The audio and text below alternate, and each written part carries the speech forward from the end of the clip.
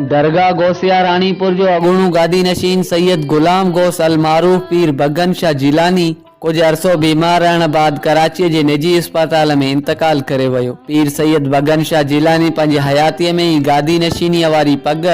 पंहिंजे वॾे फर्ज़ंद पीर सैयद सूरज दस्तगीर शाह जिलानी हवाले करे छॾी हुई। दरगाह गौसिया रानीपुर जे अगूणे गादी नशीन सैयद गुलाम गौस अल मारूफ पीर बगन शाह जिलानीअ जे लाॾाणी जी ख़बर पवंदे ई संदसि अबाणू शहर रानीपुर मुकमल तौर ते बंदि थी वियो, जॾहिं त डिप्टी कमिश्नर खैरपुर मोहम्मद नईम सिद्धूअ पारां पीर सैयद बगन शाह जिलानी जे लाॾाणी ते ज़िले में इमरजेंसी ऐं लोकल बॉडी खां अलावा सभिनी सरकारी तोड़े खांगी स्कूलनि में मोकल जो ऐलान कयो आहे। पीर सैयद बगन शाह जिलानी जे लाॾाणी ते मुल्क जे चइनी सूबनि मां अक़ीदतमंद ऐं मुरीद रानीपुर पहुचण शुरू थी विया आहिनि।